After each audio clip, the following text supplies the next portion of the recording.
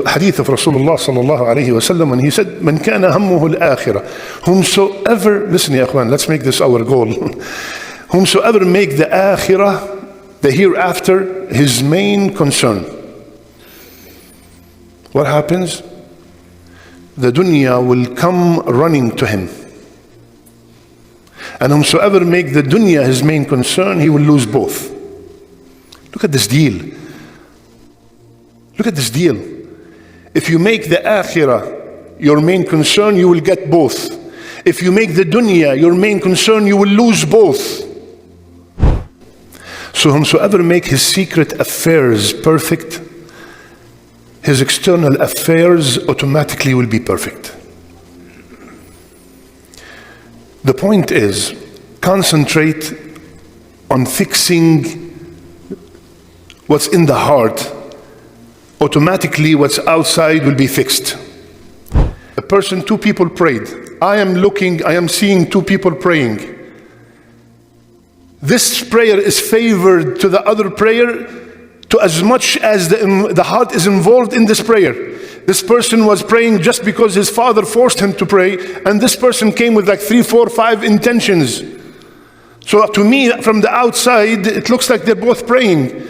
But to Allah Azza wa Jal, whatever is in the heart favors that amal from the other person. And similarly, in my fasting, in my donation, everything is favored according to how much the heart is involved in that action. 8 things every human being is gonna go through, the whole 8. Happiness and sadness, meeting and departing, meeting people and then leaving each other, whether by death or by hardship and ease, and health and sickness.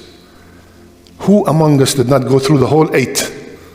من أصلح سريرته أصلح الله علانيته ومن أصلح ما بينه وما بين الله أصلح الله ما بينه وما بين الناس ومن اهتم بأمر آخرته كفاه الله أمر دنياه. Yani imagine, this is the statement that they remind each other all the time. So من أصلح سريرته أصلح الله علانيته. Whomsoever make his sarira salihah, whomsoever fix or make better his sarira. Sarira is from the word sir. Sir is secret. So whomsoever make his secret affairs perfect, his external affairs automatically will be perfect. The point is, concentrate on fixing what's in the heart. Automatically what's outside will be fixed. If you notice, we do it the other way around. And don't get me wrong, Islam and Rasulullah ﷺ told us to fix the outside, from the beard to the way you dress to the way you comb your hair. All that stuff is from the Sunnah. But to make this the priority is a problem. To concentrate on what people sees and neglect what Allah looks at, that's the problem. Because Rasulullah ﷺ told us, إن الله لا ينظر إلى أن الله لا ينظر إلى أموالكم. Allah does not look at your properties and your children and all that. Allah looks at your hearts. So we concentrate a lot on what people see and we neglect what Allah is watching and what really matters. So here the advice is أصلح من أصلح سريرته. Whomsoever fix the sir, the time and the actions when they are done in private, when we are alone. If you want to know, grade yourself. If you want to grade yourself, check yourself when you're alone. This is who you are. This is now here is beautiful. Everybody is beautiful. But when you're alone, how do you react, how do you behave, this is who you are. That's why they said, be very careful of the sins committed in secret, because the judge is the only witness. And from the 7 people who are praised and who will be under the shade of Allah when there's no shade except His shade, there are 3 of them that did things in private. The one who gave a sadaqah that his left hand does not know his right hand. Look, this is how secretive he was. And the one whom someone khala bimra'a, he was alone with a woman that is pretty, and she told him, fear Allah, and he stopped. And the third, he was alone again, khaliyan fafadat aynah, he remembered Allah when he was alone and he started tearing. So how are you when you are in private, when you are alone? The a'mal vary from one person to another according to the involvement of the heart in that amal. What does that mean? A person, 2 people prayed. I am seeing 2 people praying. This prayer is favored to the other prayer to as much as the heart is involved in this prayer. This person was praying just because his father forced him to pray, and this person came with like 3, 4, 5 intentions. So to me, from the outside, it looks like they're both praying. But to Allah Azza wa Jal, whatever is in the heart favors that amal from the other person. And similarly, in my fasting, in my donation, everything is favored according to how much the heart is involved in that action. Man aslaha sarirata, whomsoever fix what's inside, the secret stuff, Allah will fix his public. And remember, Allah told us, يَوْمَ تُبْلَى السَّرَائِرُ, on that day, all the secrets are exposed. All the secrets are exposed. Every good or evil, every lie or every time we read the Quran, everything is exposed. Second, we hear a lot of problems in the community. Many people, I have a problem with my spouse, I have a problem with my parents, I have a problem at work, I have a problem here and there. Listen to the second one. Whomsoever fix what's between him and Allah, Allah will fix what's between him and others. So you're having problem with your spouse, with your parents, with your brother, with your siblings. Fix what's between you and Allah. Fix the salat. Fix your zakat. Fix your siyam. Fix your relationship with the parents. Fix all the ibadat that you're performing. Allah subhanahu wa ta'ala will fix your relationship with others.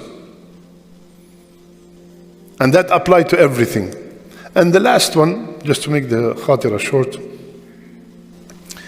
من اهتم بآخرته كفاه الله أمر دنيا. Subhanallah. And this is similar to hadith of Rasulullah sallallahu alayhi wa sallam when he said, من كان همه الآخرة, whomsoever, listen ya akhwan, let's make this our goal. Whomsoever make the akhirah, the hereafter, his main concern. What happens? The dunya will come running to him. And whomsoever make the dunya his main concern, he will lose both. Look at this deal. Look at this deal. If you make the akhirah your main concern, you will get both. If you make the dunya your main concern, you will lose both. What does it mean to make the akhirah my main concern? Every single move, I ask myself before I do it if it's pleasing to Allah or not. This is what it means.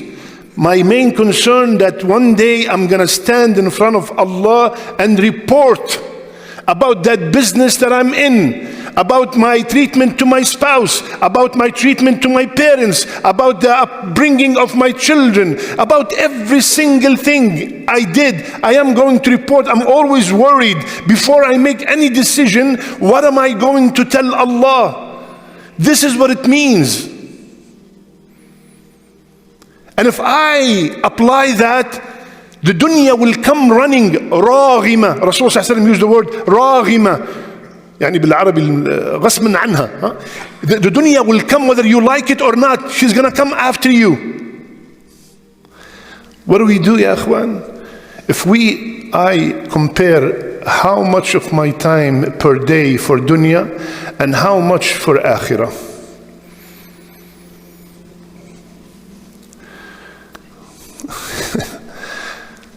Insignificant. Does that mean I don't do anything? Of course not. We are all, mashallah, highly educated, mature people. Ya akhwan, every single move, my young brothers and sisters, every major that you go to school and major in, everything could be transformed into a ibadah just with the proper intention. With the proper intention. My main concern is, this is my last day. This is my main concern. The last brother we buried was 24 years old. So younger than 90% of the audience. So imagine every single morning I wake up and I say, today is my last day. Every morning, today is my last day. Today, the last day I'm going to see my wife. How am I going to treat her? Today is the last day I'm going to see my mother. Today is the last day I'm going to pray. How is that salat going to be? Today is the last day I'm going to see my brothers in the community. Am I going to fight with them and argue and give them the dirty looks? Today is my last day. That's it. I'm done. Let me ask you a question. Could today be my last day or your last day? Absolutely. Absolutely. So why don't we treat it as our last day? So what is the advice, subhanallah? In this dunya, there's a poet who said something very beautiful. He said, ثمانية تجري على الناس كلهم لا بد للإنسان أن يلقى الثمانية سرور وحزن وتفرق واجتماع وفرقة ويسر وعسر ثم سقم وعافية. He said something very beautiful. He said 8 things every human being is gonna go through, the whole 8. Happiness and sadness, meeting and departing, meeting people and then leaving each other, whether by death or by hardship and ease, and health and sickness. Who among us did not go through the whole 8? All of them, not like, one of them is going to hit. Every single one of them, we went through it. Whether it's sickness or health or wealth or poverty, or we lost people that we love, people came to our life. Every single one of us is going to go through those 8. So, subhanallah, let's make every single action. One of the Salaf, he used to say, in 40 years, listen, subhanallah, in 40 years, I did not say a word except I prepared an answer to Allah. I did not utter a statement except if Allah asked me, why did you say that? I have the answer ready. Subhanallah. May Allah subhanahu wa ta'ala make us from the people who listen and apply. And may Allah make me from the people who practice what they preach. May Allah subhanahu wa ta'ala make our last deeds our best deeds.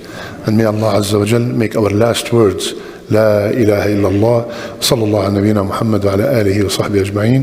سبحانك اللهم وبحمدك نشهد أن لا إله إلا أنت نستغفرك ونتوب إليك.